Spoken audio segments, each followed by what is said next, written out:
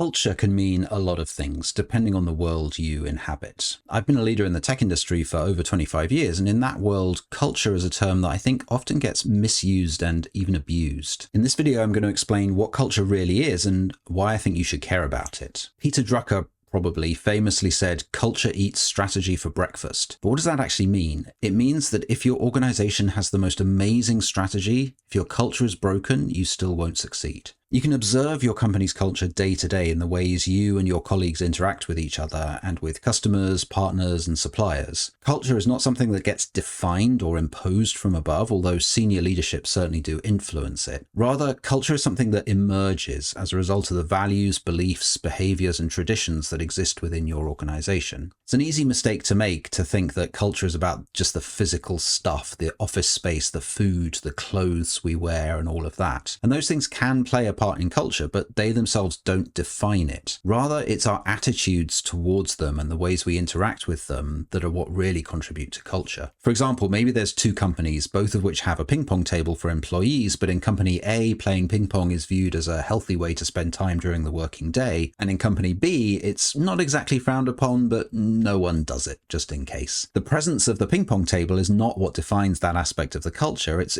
what you do with it. But much more than the physical stuff, your culture is defined by human relationships. It's defined by how you treat each other, how you think about each other. So some of the aspects of corporate culture that you're probably familiar with include respect. So do you all treat each other with mutual respect or not? Humor. Is humor a normal part of life in your organization or not? Blamelessness. Do you as a company focus on figuring out who to blame when something goes wrong, or do you take a blameless approach to trying to learn from it? Silos. Do you have competition between teams, or do you all pull together in a common direction? Decision making. Do you make decisions quickly, or are lots of decisions major events that involve lots of escalation and lots of time and energy? Working location. Do you all have a fixed desk where you work, or do people move around and work in a variety of locations? Culture can also be quite specific. For example, do you pay attention to giving candidates for roles a good experience, or do you just interview them and move on? Do you tend to take lunch breaks together as a team or at all, or do you all tend to sit and eat a sandwich at your desk while working? And then at the other extreme, culture can also come from the big picture. Some companies, for example, follow the mantra of move fast and break things.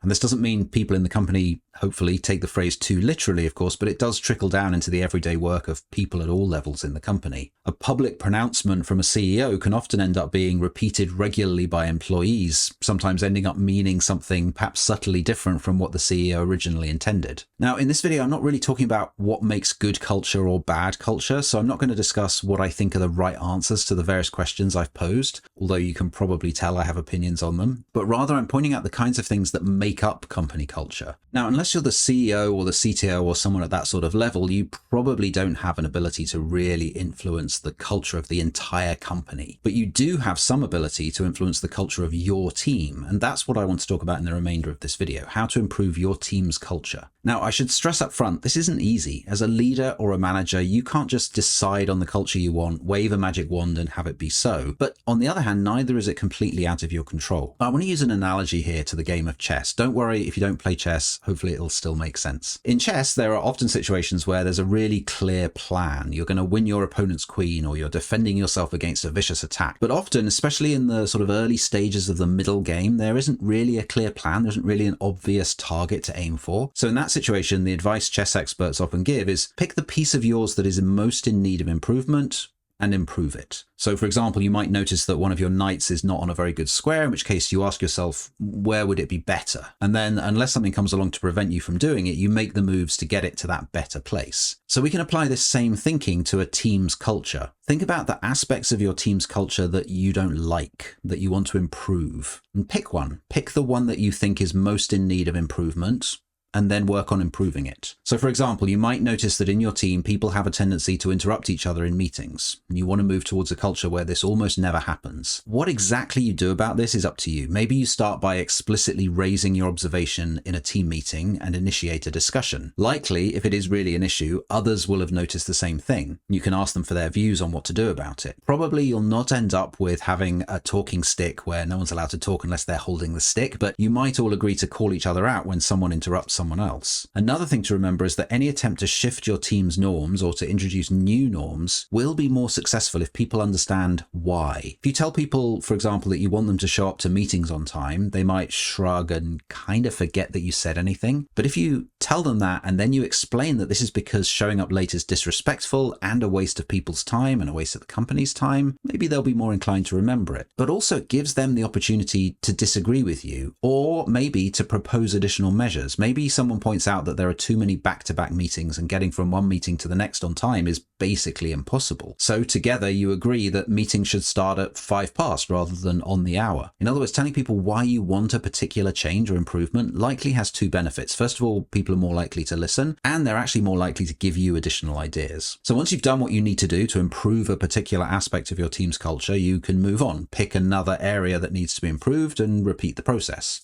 It's really quite simple, but there are a few things to watch out for. First of all, don't put too much time into identifying, categorizing, and prioritizing cultural issues. I don't mean you should spend no time on this at all, but don't devote too much time to it. In general, you can use your own gut feeling, or you can use issues that people are raising to you. And occasionally you can do a team survey, but you don't want to be doing this kind of thing too often. Culture is really important, but if you spend too much time thinking about it and talking about it, you don't have time to focus on the rest of your jobs. Another way to think about this is that in the game of chess, top players don't typically rank all of their pieces before deciding which one they need to improve. They just instinctively figure out right now which is the one most in need of improvement. There isn't necessarily anything wrong with ranking all of the pieces, except that it's a waste of time, because by the time you've improved the first piece, your opponent will have made their moves, and that means things have changed enough that your old list is no longer relevant. Things probably don't move as fast in your team as they do in a game of chess, but the principle still applies. In other words, it's better to take a look around now and figure out what aspect of culture you want to work on now, rather than just going back to some dusty old list and moving from item 11, which you've just ticked off, to item 12, which you decided a year ago was the next thing to work on. Second, don't try to force it. If your attempts to improve an aspect of your team's culture just aren't working,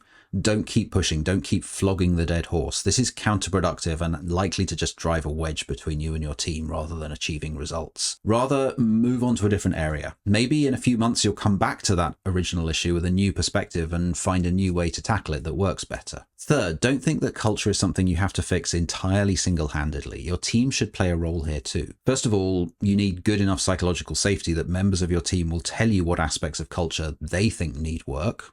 Listen to them. And second, it might be that the best person to take on a particular aspect of culture is not you, but someone else. Now, this might be someone whose role means they're in a unique position to tackle that particular problem, or it might just be the person who cares most about it. But do beware of falling into a common trap, which is relying on members of a minority group to fix problems that affect that group disproportionately. So for example, if most of your team are men and there's one woman in your team and she tells you that she's finding that her teammates are disrespectful to her because of her gender, that's your problem to fix. Don't make it her problem to fix. Fourth, in all of this, I'm suggesting that you should just tackle one area at a time. Don't treat this as a kind of hard and fast rule, but more like a rule of thumb. There's really nothing wrong with taking on 2 or 3 areas at once, especially if you have different people assigned to them. What I want you to avoid is feeling like you have to try and fix every aspect of your team's culture all at once. That just won't work. Finally, and very relatedly, don't aim for perfection, just aim for continual improvement. For example, if you want a culture in which people always praise in public and criticize in private, work on it until you see enough improvement and then move on. Don't keep going until no one ever gets it wrong. This is really just an acknowledgement that your colleagues are, like you, human and are going to make mistakes sometimes. And again, you want to bring them along with you on this journey, not alienate them by treating them like villains. There are obviously exceptions to this, where you should have a zero tolerance policy like racism, sexism, and so on. Back around 2012, Google kicked off a deep research program looking into what made the difference between high-performing teams and the rest. It might not surprise you to learn that it was culture that turned out to really make the biggest difference. For more information on that story, check out the video about Project Aristotle that's on the screen now. And if you feel like I've got something wrong in this video, or you have any additional thoughts to share, please do share them in the comments below. I'd love to see them. And if you enjoyed this video, please consider clicking the like button and maybe even hit subscribe so you won't miss any of my future videos.